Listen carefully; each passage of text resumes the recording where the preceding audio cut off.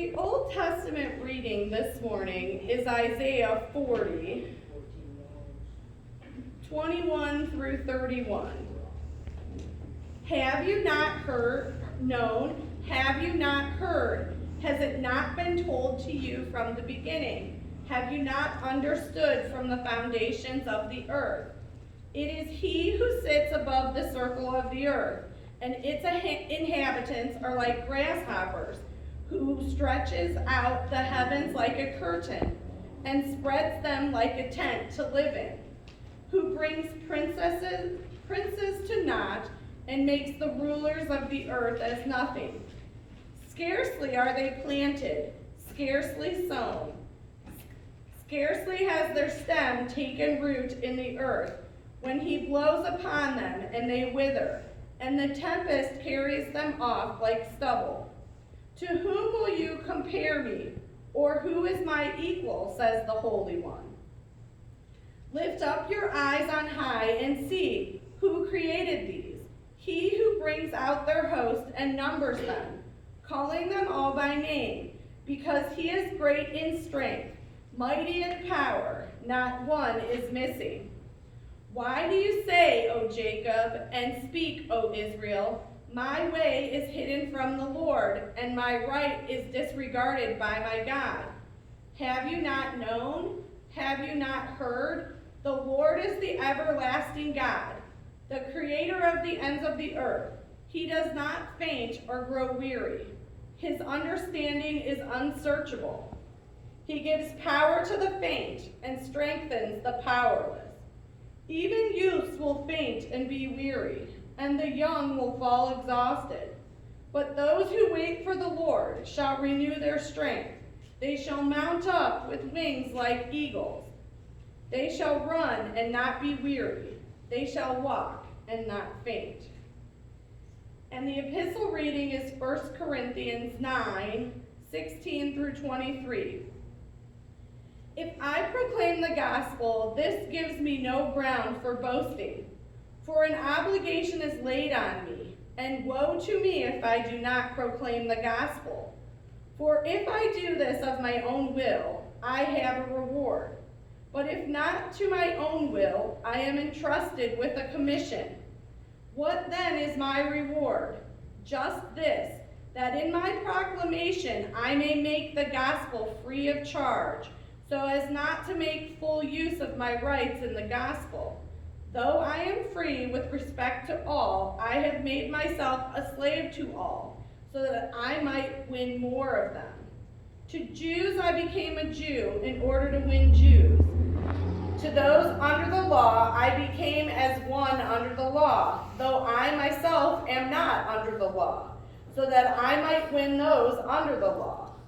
To those outside the law I became as one outside the law, though I am not free from God's law, but am under Christ's law, so that I might win those outside the law.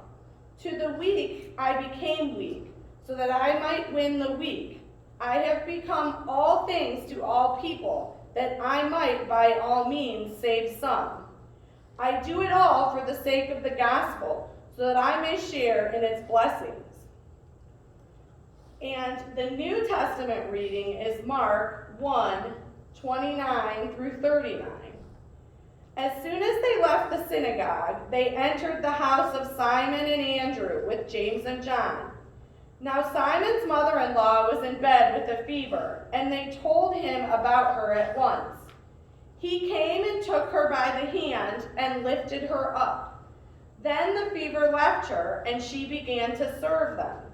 That evening at sundown, they brought to him all who were sick or possessed with demons, and the whole city gathered around the door.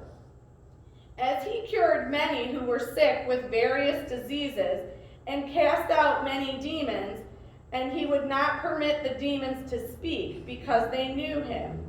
In the morning, while it was still very dark, he got up and went out to a deserted place where he there prayed.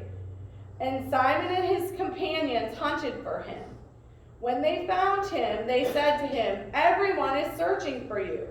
He answered, "Let us go on to the neighboring towns so that I may proclaim the message there also, for that is what I came out to do. And he went out throughout Galilee, proclaiming the message in their synagogues and casting out demons.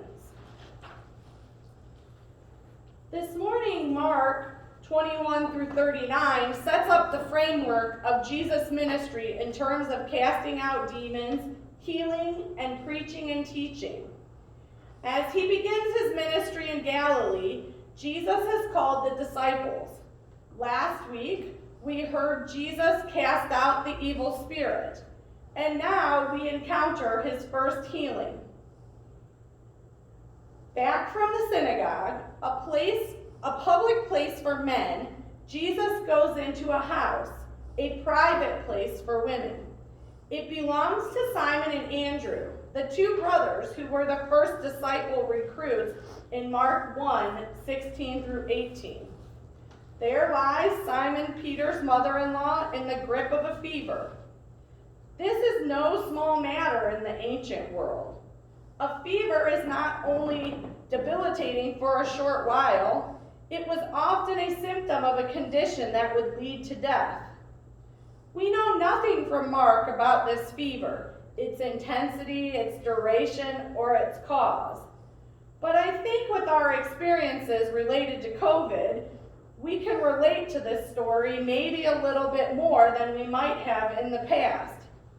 Maybe there was significant fear related to this fever, especially since medicine in the first century was probably about as effective as the first encounters with COVID. What we do know is that Simon Peter's mother-in-law is unable to be up and about her work. She is not named, which shows that she was an ordinary woman. Only women deemed important by the gospel writer are mentioned by name in Mark, such as Mary Magdalene and Mary, mother of James and Joseph. Jesus comes into the house and finds the sick woman. He takes her by the hand, and Jesus simply raises her up. The Greek verb used in the original scriptures are pretty interesting. Simon Peter's mother-in-law is raised up by Jesus, a word that takes on a powerful meaning in Mark's gospel. The Greek word agerio was used in many of the healing stories of Jesus. In Mark 16:6, the word is used to apply to Jesus. Don't be alarmed, he said. You are looking for Jesus, the Nazarene who was crucified. He is risen. He is not here. See the place where they laid him. The word suggests that new strength is imparted to those laid low by illness, unclean spirits, even death, so that they may rise up to take their place in the world. Apparently, Simon Peter's mother-in-law is healed right away because she begins to serve them. The word for serving is diakono. This is the same verb that Jesus uses to describe the essence of his own ministry in Mark 10:45. For even the Son of Man did not come to be served, but to serve, and to give his life for the ransom of many. It is to serve rather than to be served that characterizes Jesus. The fact that the first person to be healed in the story is a woman is significant. She is the first character in Mark's gospel who exemplifies true discipleship. Additionally, even though in Mark's eyes she was just an ordinary woman, it shows that from the very beginning Jesus sided with the least of society. Needless to say, the second healing, the healing of the mother-in-law, really got around to people. All of the folks were brought to Jesus for help. Capernaum's sick were laid before his door, and he healed illnesses and cast out demons by the score. The positive message of the healing of Simon Peter's mother-in-law and the other cures in Mark 1 is that they represent Jesus' belief of inclusion. Those healed are incorporated back into society. Illness would have had such a heavy social cost. Not unlike what we are experiencing in the midst of the pandemic. Not only would a person be unable to earn a living or contribute to the well-being of the household, but their ability to take their proper role in the community, to be honored as a valuable member of the household, town, or village would have been taken from them. One of my best friends contracted COVID a few weeks ago, and she was simply horrified by the way that she was treated. It can't be much different than those inflicted with leprosy or fever in the first century. Peter's mother-in-law's calling was to show hospitality to guests in her home. Cut off from that role by an illness cut her off from doing what she was called to do. Jesus is able to restore her to her social world and brings her back to life, a life of value, by freeing her from the fever. Simon's mother-in-law's role was to serve. By doing so, she acts as a strong witness. As soon as she got to her feet, her first action is to serve. As soon as she came to herself, she didn't think of herself. She set herself aside in order to serve. Her gratitude to Jesus was not in words, but in actions.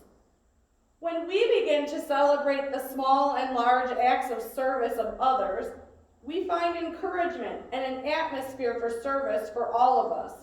When we are blessed, the blessing spills out on those around us. We don't just bask in the healing or in the blessing. We get to work. Now let's be clear. The mother-in-law wasn't paying back a debt. She wasn't earning the gift. She was responding to the blessing. All our work, all of our service is in response to what has already been given to us. The former Archbishop of Canterbury, William Temple, said, "The church is the only society that exists for the benefits of those who are not its members."